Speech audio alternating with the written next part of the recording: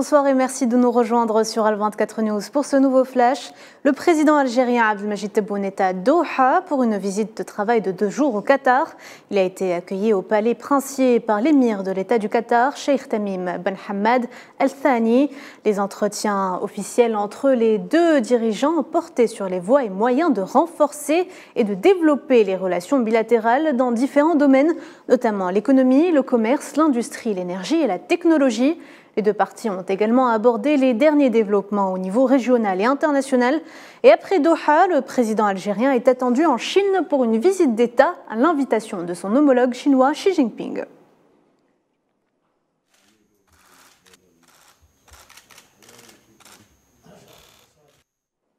Trois candidates présentées par l'Algérie ont été élues à d'importants postes au sein des organes de l'Union africaine à l'occasion de la 43e session ordinaire du Conseil exécutif de l'UA qui s'est déroulée à Nairobi, la capitale kenyane.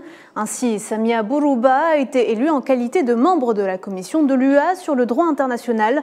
Pour sa part, Sabrina Gahar représentera l'Algérie en qualité de membre du comité africain d'experts sur les droits et bien-être des enfants. Et enfin, Salma Assassi Safer a été élu en qualité de membre de la Commission africaine des droits de l'homme et des peuples.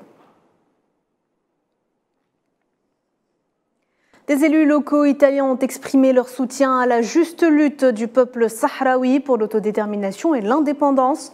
Le premier à exprimer son soutien est le président de la province de Mantoue, en Lombardie, lorsqu'il a reçu un groupe d'enfants sahraouis en présence notamment de son adjointe et du représentant du Front Polisario dans la région. Dans le même cadre, un autre groupe d'enfants sahraouis a été reçu par le maire de Dicomona dans la ville de Florence. Dans le cadre du programme Vacances en paix, un autre groupe de garçons et de filles sahraouis ont été reçus par le conseil municipal de la commune de Monte Spertoli à Florence. L'accord de pêche Union européenne-Maroc étendu illégalement au Sahara occidental occupé doit expirer demain sans négociation en vue pour un éventuel renouvellement. Dans l'attente d'une décision finale de la Cour de justice européenne en fin d'année, entraînant une suspension de l'activité de la flotte européenne dans les eaux sahraouis, compte tenu du statut distinct et séparé de ce territoire, aux grandes dames du régime marocain. Le commissaire européen à l'environnement, aux océans et à la pêche a exprimé récemment la difficulté pour l'UE de prolonger cet accord, soulignant que les 27 devaient attendre la décision de la CJUE pour trancher. Et puis une vague de protestations citoyennes traverse le royaume du Maroc.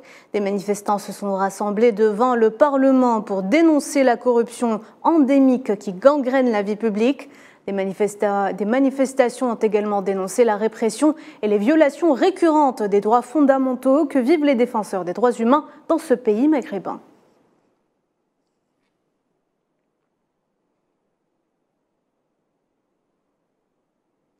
Au reste en Afrique, un gendarme et 4 civils ont été tués vendredi au Niger dans une attaque terroriste complexe sur l'axe routier reliant Torodi à Makalondi dans la région du Tillabéri, près du Burkina Faso. C'est ce qu'a annoncé hier l'armée et côté ennemi, 2 terroristes ont été tués après une riposte des forces nigériennes. Des représentants de l'armée soudanaise ont regagné Djeddah en Arabie Saoudite pour reprendre les négociations avec les paramilitaires au moment où les affrontements opposant les deux camps entrent dans leur 4e mois.